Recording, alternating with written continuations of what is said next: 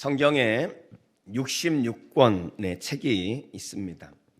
모든 성경이 다 소중하지만 특별히 신학자 이 슈페너라는 사람은 이 성경에 특별히 로마서에 대해서 굉장히 중요한 성경으로 이렇게 설명을 합니다. 성경을 반지와 같다면 이 로마서는 반지의 중앙에 박혀 있는 보석, 이 보석에 해당하는 것이 로마서다, 이렇게 이야기를 합니다. 이 로마서를 우리가 이번 주부터 같이 공부하게 될 터인데, 이 로마서는 사실 기독교 역사 가운데 가장 영향력을 많이 끼친 성경이다라고 그렇게 말할 수 있습니다. 많은 사람들이 이 로마서를 통해서 하나님의 사람으로 견고하게 세워지는 놀라운 역사가 있었는데요. 대표적인 사람을 꼽으라면 우리는 마틴 루터를 꼽을 수 있습니다. 이 마틴 루터는 로마서에 담겨져 있는 보석을 우리 이 세상 가운데 빛을 보게 했던 대표적인 인물이면서 또 그 로마서로 인생이 변화되어진 그런 사람이죠. 이 마틴 루터는 경건한 수도사였습니다. 그런데 그에게는 두 가지 고민이 있었어요. 하나는 죄의 문제였습니다. 날마다 죄 가운데 생각하고 행동하는 것이 죄 가운데 있는 자기 자신. 그런데 이 죄 문제뿐만 아니라 죄로 인한 하나님의 진노가 있다는 이 사실 때문에 이 두 가지 고민, 죄와 하나님의 진노의 문제가 마틴 루터에게는 풀어야 할 아주 큰 숙제였습니다. 그래서 루터는 이 숙제를 해결하기 위해서 금식을 하기도 하고 고행을 하면서 이 죄 문제를 풀어보려고 하는 거예요. 그런데 아무리 고행을 하고 아무리 노력을 해도 이 죄 문제에서 벗어날 수 없는 것입니다. 그래서 루터는 지금도 로마에 가면 라테란 대성당이 있는데 이 라테란 대성당을 찾아갑니다. 그곳에서는 이 빌라도가 그 예수님을 재판할 때 예수님이 모욕을 받으시면서 오르내린 그 계단, 빌라도 관저에 있는 계단을 옮겨서 그 성당에 옮겨 놓은 이 스칼라 산타라는 28개의 계단이 있는데 이 계단을 루터는 계단 하나마다 입을 맞추면서 무릎으로 그 계단을 오르내리면서 자신의 죄 문제를 해결하기 위해서 애를 쓸 정도로 아주 죄와 처절하게 싸웠던 그런 사람입니다. 이 괴로움에서 벗어날 수 없었던 루터가 자포자기한 상태에서 어느 날 로마서를 집어들고 공부하게 되어집니다. 근데 로마서 1장 17절에 왔을 때 그는 해답을 얻게 되어지죠. 로마서 1장 17절 말씀에 보면은 복음에는 하나님의 의가 나타나서 믿음으로 믿음에 이르게 하나니 기록된 바 오직 의인은 믿음으로 말미암아 살리라 함과 같으니라. 루터는 자신의 노력으로 자신이 구행하고 수도함으로 하나님의 의, 정말 그 의를 죄 문제를 해결할 것으로 생각하고 달려왔지만 그럴 수 없는 자기 자신을 발견하는데 이 성경 말씀에 보니까 그 의라는 것은 내 노력으로 얻는 것이 아니라 하나님이 입혀주시는 하나님의 의에 의해서 우리가 의롭게 되어진다는 사실을 깨닫게 되어지는 것입니다. 인간의 노력으로 할 수 없고 오직 믿음으로만 의롭게 됨을 깨닫게 된 루터는 이 말씀을 중심으로 로마서를 가지고 종교개혁을 일으키는 그러한 위대한 역사를 이루게 되어지는 거죠. 그러면서 이 루터의 종교개혁을 통해 지금의 개신교가 태동하게 되어지고 오늘 우리도 이 로마서를 통해 은혜를 받고 하나님의 사람으로 성숙해 가는 것입니다. 여러분, 오늘부터 저는 이 로마서 말씀을 같이 묵상하며 상고하며 함께 은혜를 나누려고 합니다. 이 로마서는 바울이 3차 전도 여행 중에 기록한 서신입니다. 전도여행을 마치고 이제 예루살렘으로 돌아가려고 하는데 겨울을 만나게 돼요. 겨울을 만나니까 여행을 할 수가 없어서 바울은 고린도 지역에서 겨울을 보내게 되어집니다. 이 겨울 동안 안식을 하고자 하는 그런 목적도 있었지만 바울의 마음 가운데 더 큰 목적이 하나 있었어요. 바울은 늘 당시의 세계 중심이었던 로마에 가서 복음을 전하고자 하는 그런 욕망이 있었습니다. 그런데 매번 로마로 가려고 하는 그 길들이 막히는 거예요. 지금 이제 전도여행을 마치고 예루살렘으로 돌아가야 되는데 예루살렘으로 돌아가면 바울이 지금 죽음, 순교의 위험이 지금 앞에 있는 상황이기 때문에 예루살렘으로 돌아가면 이제 로마로 못 갈 수도 있다라는 그러한 상황 가운데 바울은 자신이 갈 수 없다면 자신이 그렇게 전하고 싶었던 복음을 로마 교회에 전해야 되겠다 해서 겨울을 지내는 이 고린도 교회에서 바울이 로마서를 기록하게 되어집니다. 당시에 이 바울은 이 더디오라는 사람을 통해서 받아 적게 합니다. 자기는 부르고 더디오가 기록을 하고, 그리고 겐그레아 교회에 베베라는 여집사님이 로마로 가는 편이 있어서 그 여집사님 편에 로마서가 로마 교회에 전해지고, 그리고 오늘 우리에게도 이 로마서가 전해지게 되어진 것입니다. 바울은 로마서를 시작하면서 먼저 자기 자신을 소개하고 있는 것을 볼 수 있습니다. 자기 자신이 어떤 사람인지 로마의 사람들 아직 한 번도 보지 못했단 말이죠. 그들에게 복음을 전해야 되는데 그 복음을 전하기에 앞서서 자기 자신이 어떤 사람인지를 바울은 로마서 1장 1절에서 소개를 합니다. 여러분, 우리가 로마서 1장 1절 이 말씀을 보면 바울의 자기소개 속에 바울의 정체감이 무엇인지, 정체성이 무엇인지를 우리가 알 수 있습니다. 여러분, 바울이 정체성을 드러내고 있는데요, 여러분, 우리가 내 정체성을 알고 있고, 그리고 그 정체성을 아는 것이 우리의 삶의 방향과 열매를 맺는 매우 중요하다는 것을 오늘 우리가 좀 알았으면 좋겠습니다. 여러분은 여러분 자신을 누구에게 소개한다면 여러분은 무엇이라고 소개를 하겠습니까? 아무개 회사 김 부장입니다, 뭐 이렇게 소개를 할 수도 있겠죠. 여러분마다 각자가 자기를 소개하는 자기 소개가 분명히 있을 거예요. 여러분의 카톡이나 아니면 페이스북에 이제 대문에 여러분의 상태 메시지를 쓰지 않습니까? 여러분은 거기에 어떤 상태 메시지를 씁니까? 그것을 보면 지금 이 사람이 어떤 생각을 하고 있는지 그것을 어느 정도는 우리가 이해할 수 있지 않습니까? 제가 카톡 대문 사진에 우리 영화부 해가지고 영화부 사진을 이렇게 올려놨거든요. 그러니까 제가 우리 미취학 아이들의 마음이 이렇게 생각이 나가지고 그 사진을 거기에다 이렇게 올렸던 거거든요. 그러니까 그 사진을 보면 목사님이 지금 미취학 아이들에게 지금 관심이 있나 보다, 이런 걸 읽을 수 있잖아요. 그렇죠? 여러분, 내가 내 자신을 드러낸다면 여러분은 무엇이라고 드러내겠습니까? 여러분, 우리의 정체성을 바로 갖는 것은요 굉장히 중요합니다. 이 정체성이 흔들리게 되어지면, 정체성이 잘못되어지면요 인생을 망가뜨릴 수 있는 거예요. 제가 인터넷에서 보았던 한 여인의 아픈 이야기를 좀 소개하려고 합니다. 남편을 너무나 사랑했어요.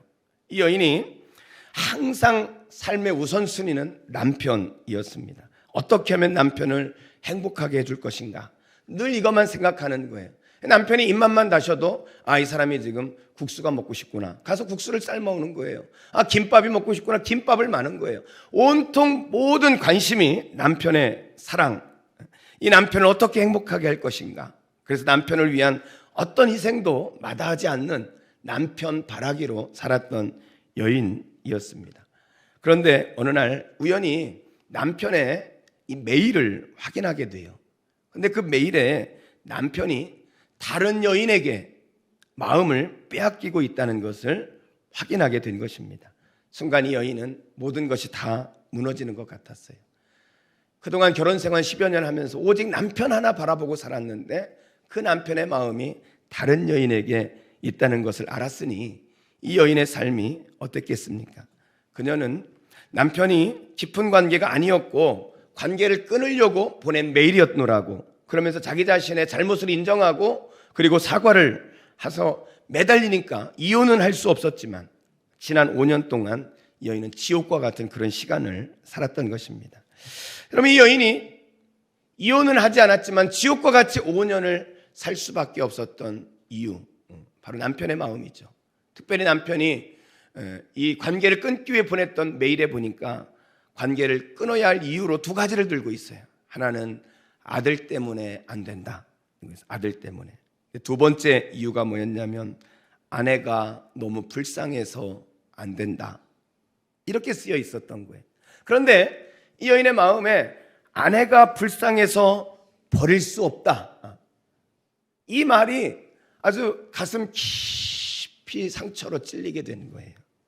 불쌍해서 버릴 수 없는 여자, 불쌍해서 버릴 수 없는 여자, 이 말이 여인의 가슴에 깊이 찔려가지고 그 머릿속에서 그것이 잊혀지지 않고 삶에 의욕이 없고 살아야 할 이유도 없고, 남편이 잘못을 인정하며 매달려 이혼은 못하고 있지만 마치 기계처럼 부부의 연을 이어오며 죽은 사람처럼 그렇게 5년이라는 세월을 살아왔던 것입니다.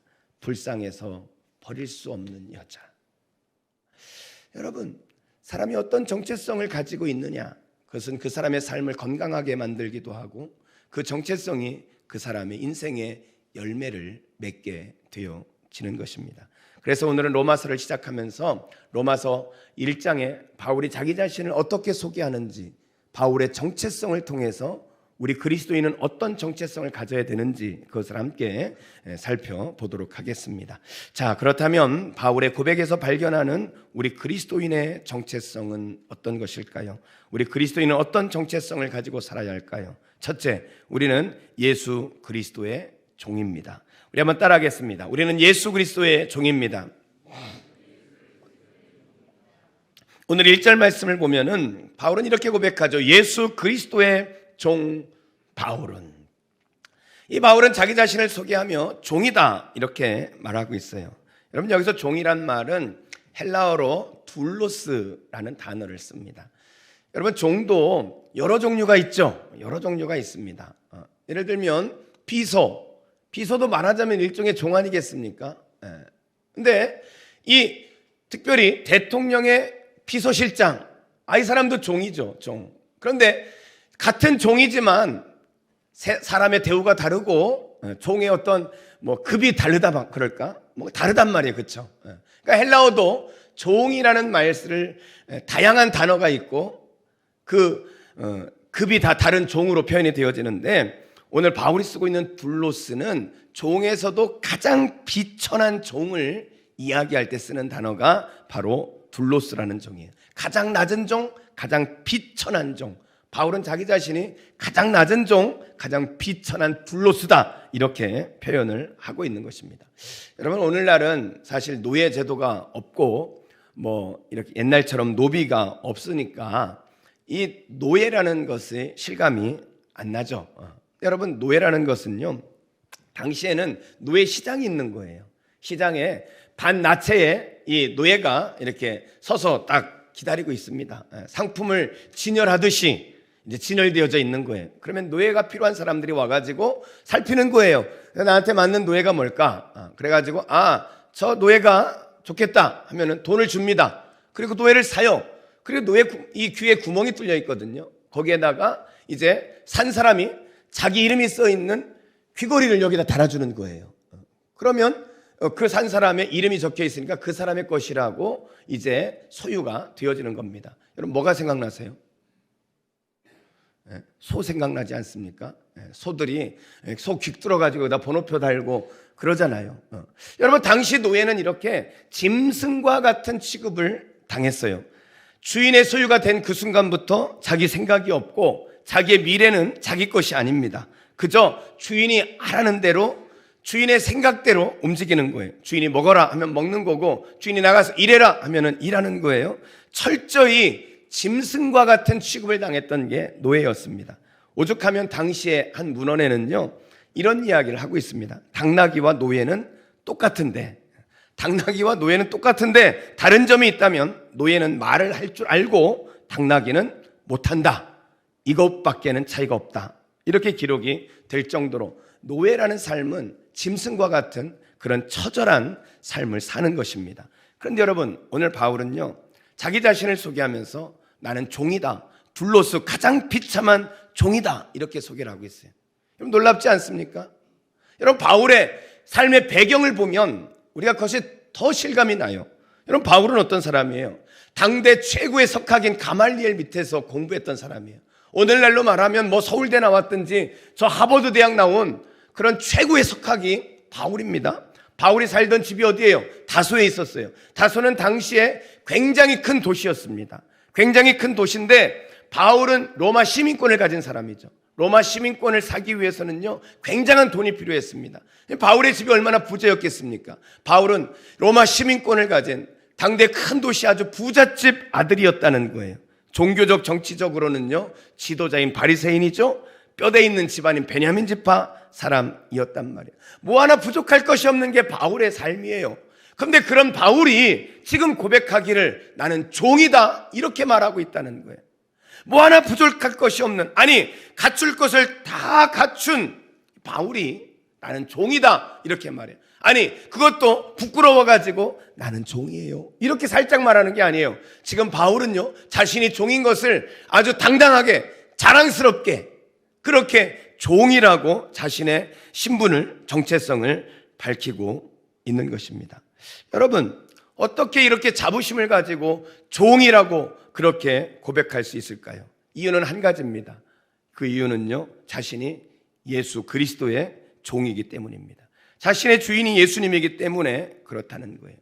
여러분, 그렇다면 도대체 예수 그리스도가 누군데 예수 그리스도의 종이란 사실이 바울에게 그렇게 자랑스러웠을까요? 이 바울의 심정을 우리가 이해하려면 바울의 지난 과거를 우리가 한번 생각해 봐야 합니다. 그럼 바울은 어떤 사람이었습니까? 이 바울은 예수 믿는 사람을 핍박하고 예수의 원수로 살았던 사람이에요. 사도행전에 보면 스데반이 돌에 맞아 죽을 때 그것을 옆에서 지켜보고 동조하고 지지했던 사람이 누구냐면 바울이었습니다. 이 바울은 예수 믿는 사람을 잡아 가두기 위해서 다른 나라까지 가가지고 예수 믿는다는 사람을 잡아다가 예루살렘에 가두었던 사람이 바울이에요. 사도행전 9장에 보면 바울이 이제 대제사장에게 그런 권한을 가지고 다른 나라로 갑니다. 시리아로 가다가 이 다마스커스, 다메섹이라는 곳에 도착하게 되어지는데 이 바울에게 강한 빛이 딱 비치는 거예요. 바울은 그 앞에 무릎을 꿇죠. 근데 그때 음성이 들립니다. 사울아, 사울아, 네가 어찌하여 나를 박해하느냐? 이 바울이 그 말을 듣고 주여 누구십니까? 그랬더니 하시는 말씀이 나는 네가 박해하는 예수다 이렇게 말씀하는 거예요. 여러분, 바울이 얼마나 놀랬겠어요. 그 예수의 원수로 살았고 예수 믿는 사람을 죽이는 일에 최앞장을 서서 살았던 사람인데 지금 그 예수님이 나타나셔서 내가 예수다 이렇게 말하는 거예요. 바울은 그 다메섹 도상에서 자신의 원수와 같은 예수, 그렇게 핍박하던 예수를 만나게 되어집니다. 그 예수 그리스도가 자기를 책망하지 않고 자기를 저주하지 않고 오히려 용서하고 그리고 자신을 위해 십자가에 죽으셨다는 사실을 발견하게 되어진단 말이죠. 그런 예수님을 만나요. 그리고 나서 갈라디아서 1장에 보면 바울이 아라비아로 들어가서 3년을 지내게 되어집니다. 근데 여러분, 이 아라비아에 들어갈 때 바울이 이제 성경을 가지고 들어가는 거예요. 성경을 가지고 들어가서 이 다메섹에서 만났던 예수가 도대체 어떤 분이냐, 이 성경을 통해서 이제 그것을 연구하는 거예요.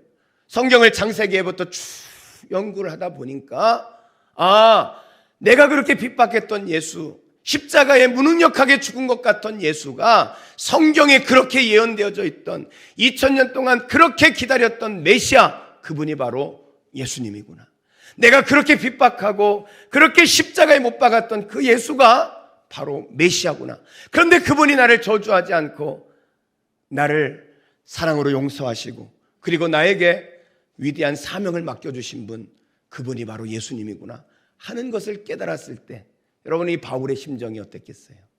원수와 같이 행하던 자기를 오히려 사랑으로 은혜를 베풀어 주시고 구원해 주신 주님의 그 은혜를 발견한 바울의 심정이 어땠겠습니까? 얼마나 감격했겠어요? 얼마나 그 순간 눈물을 통곡을 흘리면서 하나님 앞에 울었겠습니까?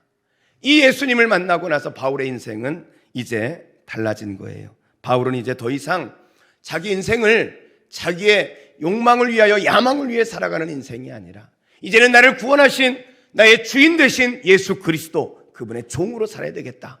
그리고 바울은 그날 이후로 그의 인생을, 자신의 삶을 소개하면서 자신은 예수 그리스도의 종이다 이렇게 고백하고 그렇게 이야기하는 것입니다. 여러분, 이것이 바울의 정체성이었어요. 그런데 여러분, 이 예수 그리스도를 주님으로 영접하고 예수의 종으로 사는 사람, 그 사람들은요 기독교 역사 가운데 계속해서 일어나지 않았습니까? 여러분, 바울과 같이 그렇게 평생을 예수의 종으로 살았던 많은 사람들이 있죠. 예수가 내 주인이라고 그것을 고백하며 살면서 그것 때문에 평생을 카타콤, 지하 감옥에 살면서 세상의 빛을 한번 보지 못하고 죽었던 수많은 사람들도 있습니다. 얼마 전에 제가 이 러닝머신에서 이제 운동을 하면서 바울이라는 영화를 봤어요. 이 로마의 당시 네로 황제 당시에 박해에 관련되어져 있는 이런 그 장면들이 나오는데, 여러분, 예수 믿는 사람들이 붙잡혀가지고 집 앞에 있는 기둥에 이렇게 매달리게 되는 거예요. 매달려요. 그러면 그 사람에게 기름을 붓습니다. 그리고는 밤에 이 기름을 부어놓고는 불을 붙이는 거예요, 사람에게. 그러면 기름과 함께 사람이 타서 죽지 않습니까? 밤새 그 사람이 죽어가면서 밝혀진 횃불로 로마의 어두운 밤거리를 그렇게 밝히는 거예요.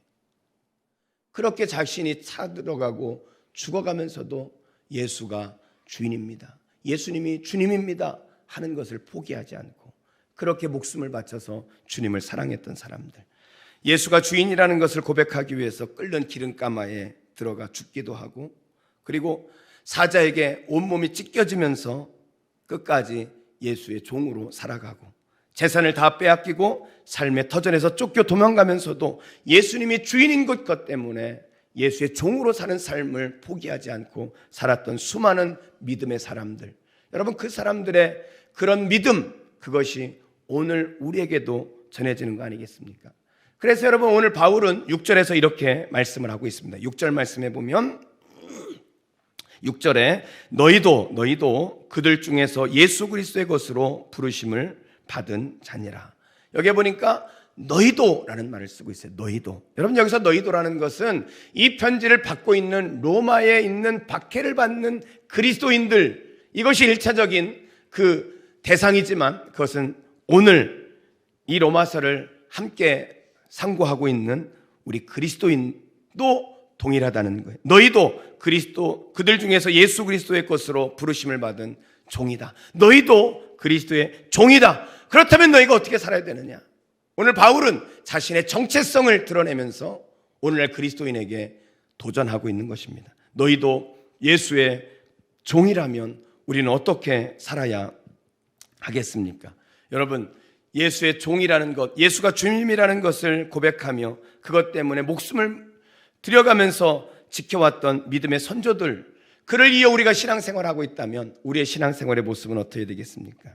여러분, 우리가 예수님의 사랑을 받은 사람이라면 우리의 믿음이 소극적으로 끌려다니는 그런 신앙이면 아니 되겠죠. 우리는 적극적으로 우리가 예수님 기뻐하는 삶이 무엇인지 예수의 종으로 살아야 하는 것입니다.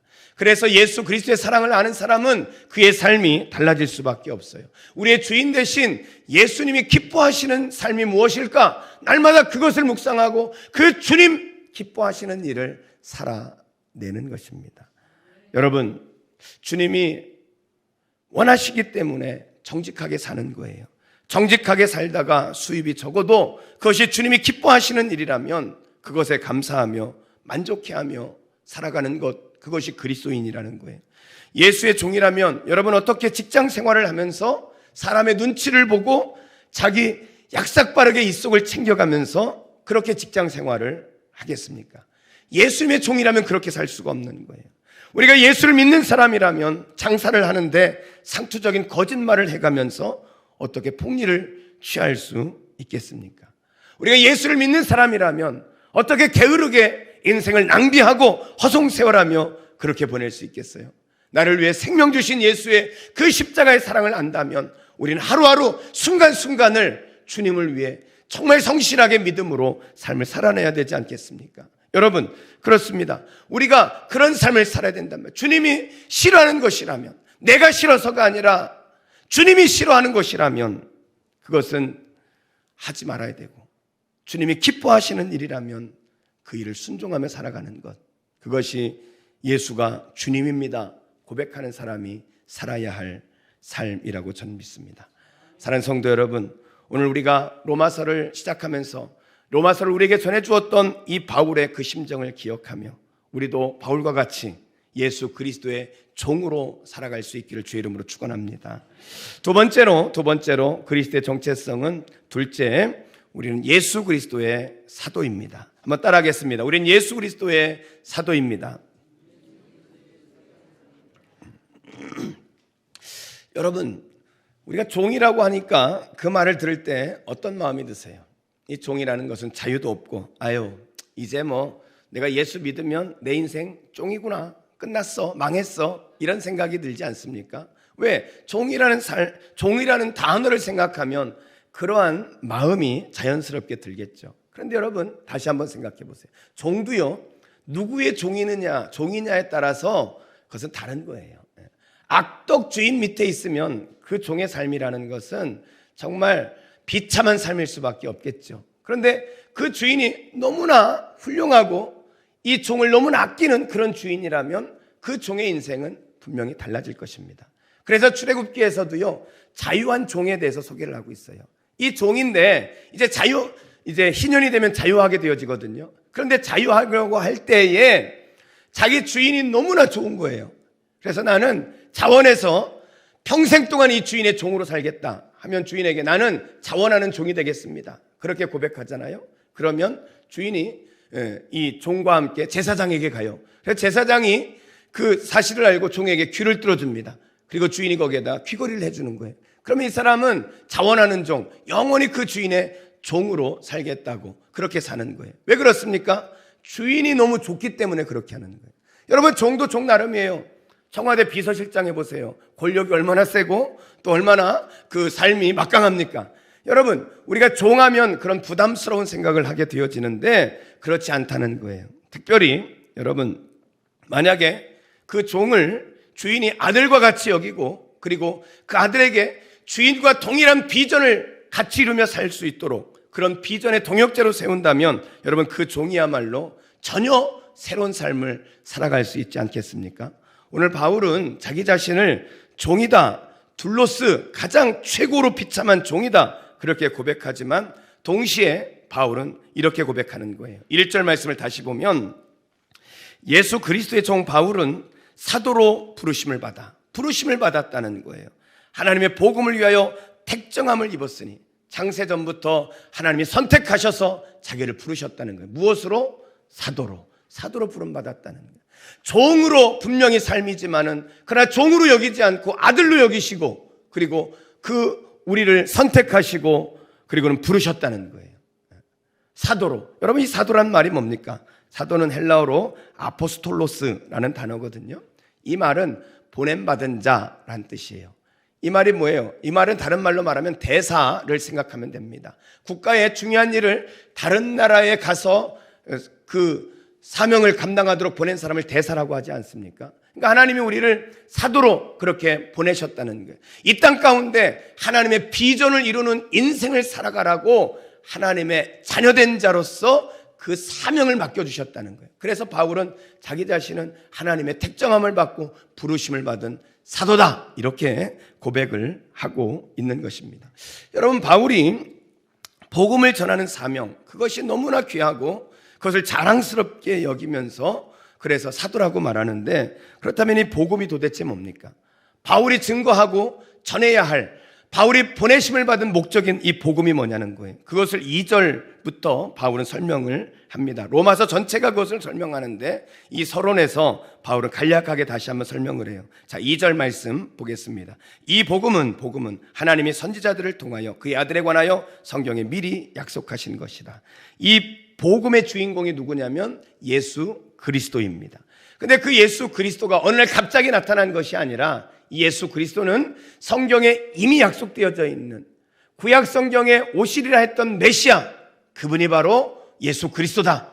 복음의 주인공인 예수님이 미리 약속된 분이다 이렇게 말합니다. 그리고 나서 3절과 4절에 보면 이 복음의 주인공인 예수 그리스도를 자세하게 설명을 합니다. 자, 그의 아들에 관하여, 그의 아들, 하나님의 아들 예수 그리스도에 관하여 말하면 육신으로는 하나님이셨지만 인간의 몸을 쓰고 오셔서 육신의 몸으로 사셨는데 다윗의 혈통에서 나셨고 성결의 영으로는 죽은 자들 가운데 부활하사 능력으로 하나님의 아들로 선포되셨으니 곧 우리 주 예수 그리스도시니라.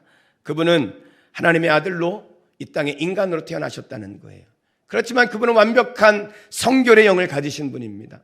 그래서 인간의 죄를 대신해서 십자가에 죽으셨습니다. 그러나 죽음 가운데 머물지 아니하고 부활하셔서 하나님의 아들됨을 선포하고 그리고 우리를 그 예수 그리스도를 믿는 자를 구원하시는 위대한 사명, 그 역사를 이루신 분, 그분이 예수 그리스도고 그 예수 그리스도가 복음일 뿐만 아니라 그분이 하셨던 그 일, 우리를 위해 죽으시고 부활하신 그 사건이 복음이다. 바울은 지금 그렇게 소개하고 있는 것입니다.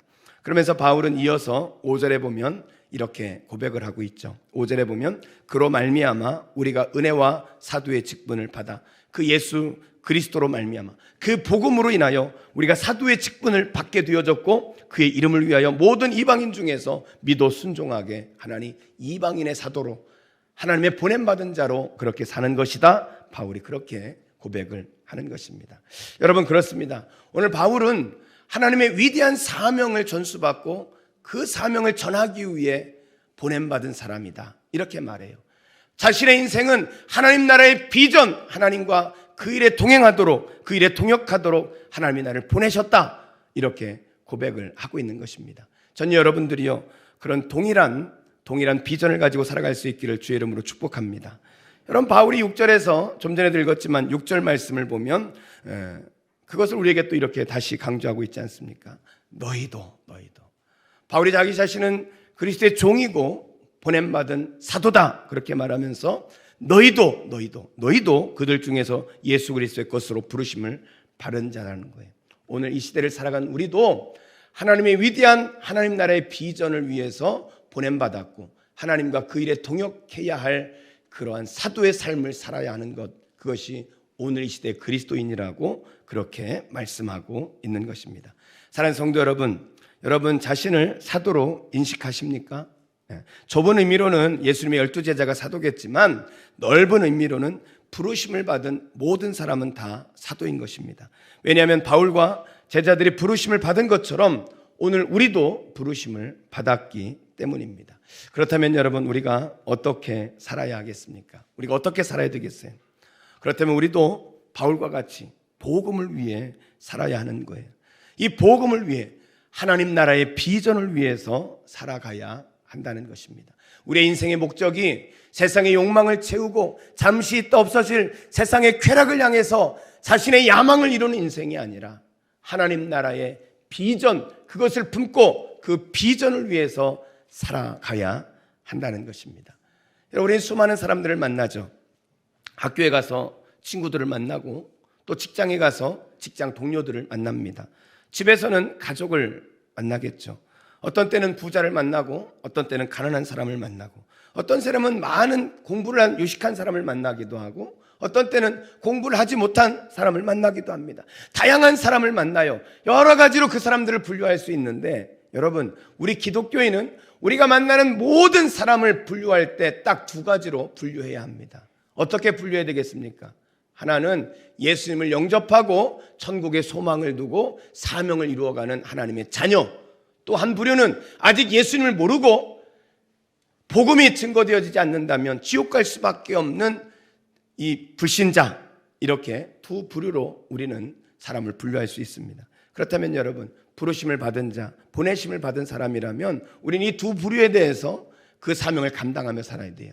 여러분, 아직 믿지 않는 사람, 복음이 없으면 지옥 갈 수밖에 없는 그들을 향해서 우리의 사역은 뭐야 되겠습니까? 그들에게 복음을 전하는 일이죠. 그들에게 예수 그리스도를 증거하고 그들이 예수님을 영접하고 하나님의 자녀로 살아갈 수 있도록 복음을 증거하는 그 일, 그것이 우리에게 주어진 첫 번째 보내심을 받은 자, 부르심을 받은 자로서 해야 할 일이에요. 두 번째로 우리가 만나는 믿는 사람들에 대해서는 어떻게 하든 그들의 믿음을 더 성숙시켜주고 그들이 예수 그리스도의 진정한 제자의 삶을 살아갈 수 있도록 그들의 신앙을 강화시켜주는 그 일이 보내심을 받고 부르심을 받은 사람들이 해야 할 사명이고 사역이라는 것입니다. 그래서 여러분, 오늘 우리는 그 사역을 위해서 부르심을 받았다는 거예요. 뿐만 아니라 이것을 좀 더 확대시키면 제자로 부름받은 사람들이 모임이 뭐예요? 그것이 교회 아닙니까? 그렇다면 이 교회의 정체성을 우리가 한번 살펴봐야 되겠어요. 이 교회가 어떻게 존재해야 되겠습니까? 오늘 바울이 이 하나님 나라의 비전을 위해서 부르심을 받고 보내심을 받은 것처럼 여러분, 하나님의 교회라면, 하나님의 몸된 교회라면, 주님의 몸된 교회는 바로 하나님 나라 비전을 위해서 하나님께서 세우셨고 그 비전을 위해서 하나님께서 교회를 지금도 존재하게 하시는 것입니다. 그런 면에서 여러분, 우리 교회가 교회를 개척하는 이 비전, 이것은 누구에게도 양보할 수 없고 우리가 반드시 이루어야 할 하나님이 우리에게 주신 놀라운 위대한 비전이라고 저는 믿습니다. 올해 우리 교회는 이제 창립 30주년을 맞이합니다. 처음 우리 교회가 원로 장로님들을 중심으로 이사야 6장 13절 구루터기 비전을 가지고 시작했어요. 나무가 베어지고 남겨진 밑둥아리, 이것을 구루터기라고 하죠. 이 구루터기 비전이 뭡니까? 이 구루터기에서 새로운 싹이 올라옵니다. 그리고 이 새로운 싹을 중심으로 다시 거대한 숲이 이루어지는 이 비전, 이것을 구루터기 비전이다, 이렇게 말할 수 있어요. 이 세상 가운데 끝까지 믿음의 사람으로 남아서, 끝까지 하나님의 교회로 남아서 모두가 다 베어질지라도 다시 복음의 싹을 틔우고 이 땅 가운데 예수 그리스도의 그 놀라운 복음을 다시 한번 세상에 일으키는 구루터기의 사명, 이것이 우리 교회가 처음 만들어진 비전이라는 거예요. 그리고 나서 2011년 우리는 창립 비전 위에 민족을 치유하고 세상을 변화시키는 비전을 더하며 새롭게 도약을 하며 앞으로 그런 동일한 비전을 가지고 함께 동역할 교회를 개척하기로 우리는 계획을 세웠습니다. 그리고 그 처음 시작을 창립 30주년이 되는 올해에 그 처음 교회를 개척하기로 했습니다. 그리고 올해 우리는 그 비전을 이루어가기 위해 얼마 전에 개척 준비위원회를 구성하고 그리고 그 교회 개척을 이제 준비해가고 그리고 그것을 실행해 가고 있는 것입니다. 사랑하는 성도 여러분, 우리가 하나님의 부름을 받고 보내심을 받은 사람이라면 하나님 나라 비전을 위해 살아가야 하는 것처럼 주의 몸된 교회라면 당연히 그런 인생을, 그런 사명을 감당하며 살아야 하는 것입니다. 여러분, 우리가 하나님의 비전을 이루는 인생을 산다는 것은요, 때론 우리의 삶에 무거운 책임감이 들기도 하고, 때로는 부담을 지어야 되기도 하고, 때로는 우리가 그것 때문에 삶에 어려운 일을 겪을 수도 있어요. 그런데 여러분, 이것은 하나님이 우리에게 주신 비전이고 우리가 그 비전을 위해 믿음으로 순종해 갈 수만 있다면 여러분, 그 속에서 우리는 하나님의 위대한 역사를 발견하게 되고 이루게 될 줄로 믿습니다. 그래서 우리 교회는 그 일을 올해 안에 그렇게 잘 감당할 수 있는 교회가 되어야 되고 그 일을 위해서 우리가 함께 기도하고 함께 동역해 주시기를 주의 이름으로 부탁을 드립니다. 말씀을 정리하겠습니다. 바울이 전하는 우리의 정체성, 우리는 예수 그리스도의 종이고 종이라면 주님 기뻐하시는 삶을 순종하며 살아야 합니다. 뿐만 아니라 우리는 복음을 위해 부르심을 받고 보냄을 받은 사도라면 하나님 나라 비전을 위해 살아야 할 주님의 제자라는 거예요. 그래서 오늘 우리에게 반드시 필요한 것이 있어요. 그게 뭡니까? 구별된 삶, 다르게 사는 삶, 주님이 원하시는 삶을 살아내야 한다는 것입니다. 오늘 말씀을 마치면서 그런 삶을 살았던 한 사람을 소개하고 오늘 말씀을 정리합니다.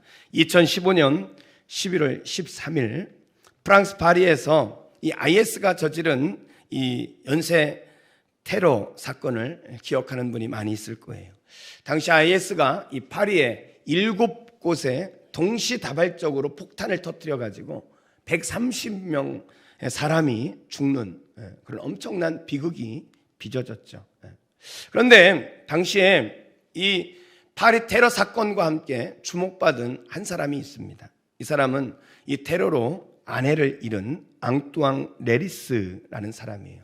이 사람이 자신의 페이스북에 이 사건에 대해서 글을 올리면서 이렇게 제목으로 올렸습니다. 당신들은 내 분노를 가질 수 없을 것이다. 제목이 그래요. 당신들은 내 분노를 가질 수 없을 것이다. 금요일 밤 당신들은 비범한 생명을 앗아갔다. 내 인생의 사랑, 내 아들의 엄마를, 이렇게 글을 시작합니다. 그리고 이어서 그는 이렇게 글을 이어갑니다. 나는 당신들이 누군지 모른다. 알고 싶지도 않다. 당신들은 죽은 영혼들이다. 당신들이 맹목적으로 사람들을 살해해 바친 그 신이 우리를 그의 형상대로 만들었다면 내 아내 몸에 박힌 총알 하나하나는 그 신의 심장에 한 군데씩 상처를 입혔을 것이다. 레리 씨는 주검이 돼서 돌아온 아내에 대한 사랑을 또 고백합니다. 아내를 오늘 아침 봤다. 몇 날 몇 밤에 걸친 기다림 뒤에 말이다. 그녀는 금요일 밤 외출할 때와 똑같이 아름다웠다. 지난 12년간 맹목적으로 사랑했던 그 모습 그대로 아름다웠다. 물론 나는 이 고통으로 몸소리를 치고 있다. 이것은 당신들의 작은 승리일 것이다. 그러나 이 고통은 오래가지 않을 것이다. 나는 아내가 매일매일 우리와 함께하고 있고 당신들은 절대 가지 못할 자유와 사랑의 천국에서 나는 아내를 다시 만날 것을 알고 있다. 그러면서 레이스 씨는 IS를 향해서 이렇게 경고를 합니다. 나는 내 분노를 당신들에게 선물하지 않을 것이다. 내 분노를 얻고 싶었겠지만 분노와 증오를 당신들에게 돌려주는 건 죽은 희생자들을 당신들과 똑같은 존재로 만드는 것에 불과하다.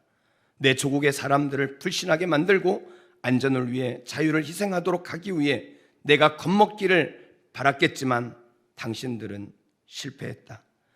당신들은 총으로 위협했지만 우리는 촛불과 꽃으로 너희를 위협하겠다. 내가 두려워하기를 바랐겠지만 당신들은 실패했다. 당신들에게 분노를 선물로 주지 않을 것이다. 그리고 레리스 씨는 이렇게 글을 마무리합니다. 이제 아들과 나 둘만 남았다. 그러나 우리는 세계 모든 군대들을 합친 것보다도 더 강하다. 나는 당신들에게 더 신경을 쓸 시간 따위 없고 지금 막 잠에서 깨어난 17개월 된 아들에게 돌아가야 한다. 내 아들이 살아가는 동안 그는 행복하고 자유롭게 삶으로써 당신들을 괴롭힐 것이다. 왜냐하면 당신들은 내 아들의 분노도 돌려받지 못할 테니까. 제가 이 글을 읽으면서 이 삶이야말로 그리스도인의 삶이라는 생각이 들었어요. 이 시대를 살아가는 그리스도인이 어떻게 살아야 되는지를 우리에게 몸으로 보여주는 사람이라는 생각이 들었습니다. 사랑하는 성도 여러분, 우리 이렇게 살아야 되지 않을까요? 우리가 이렇게 살다가 손해를 보고 이렇게 살다가 조롱을 당하고 이렇게 살다가 바보가 된다 할지라도 예수님이 원하시는 삶이라면 우리가 그 일에 기꺼이 내 생명까지도 바쳐가며 예수 그리스도의 종으로 하나님 나라의 비전을 이루는 하나님의 보내심 받은 제자로 우리가 그렇게 살아야 하지 않을까요? 오늘 이것이 이 시대를 살아가는 우리의 정체성이라는 것을 기억하시기 바랍니다. 기도하겠습니다.